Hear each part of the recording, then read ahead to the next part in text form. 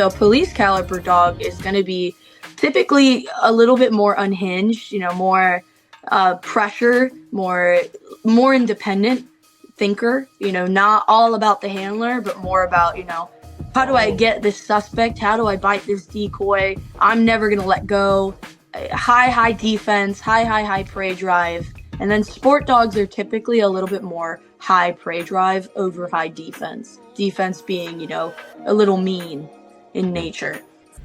So a buddy of mine sent me this video this morning, and I think it deserves some insight because, on its face, it does appear to be somebody who's possibly swerving out of their lane and talking about things they don't have a lot of experience with. Two reasons I'm gathering that information or gathering that opinion is that, number one, she looks super young, which could be neither here nor there. She may have a lot of experience as a police canine handler with a lot of time in the trenches and just has a baby face.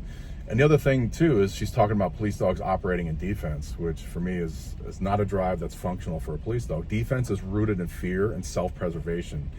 When a dog is in a conflict, they're going to put the hackles up, the teeth up, make it look inflated, make it look like it's aggressive. And really what it is fucking scared, and it wants the conflict to go away. That is not a functioning drive for a police dog. A police dog is not going to go into a deep, dark building while the handler's outside taking cover and handle business with a real fucking bad guy in defense. It's not going to happen. That's very offensive. And when people say defense, what they truly mean is forward aggression, offensive aggression.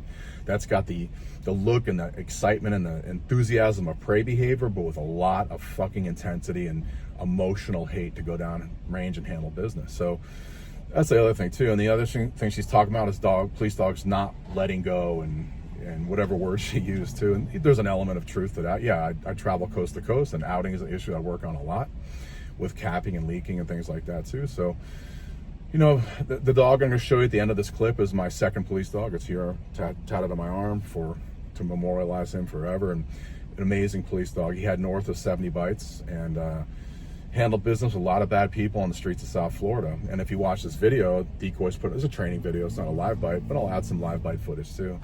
Is that he handles business, the decoys put a lot of pressure on him, and he outs as fast as he ends. And he also had that clarity, that genetic blueprint where my daughters legitimately could have taken him to show and tell without me.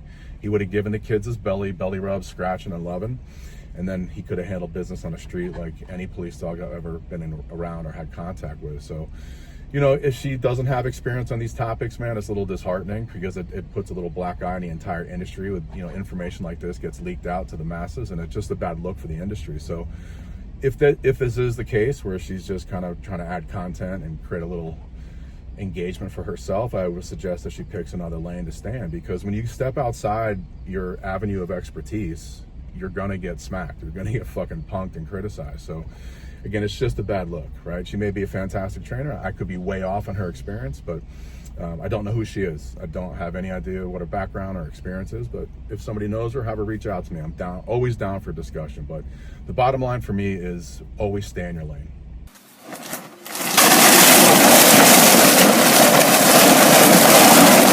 God!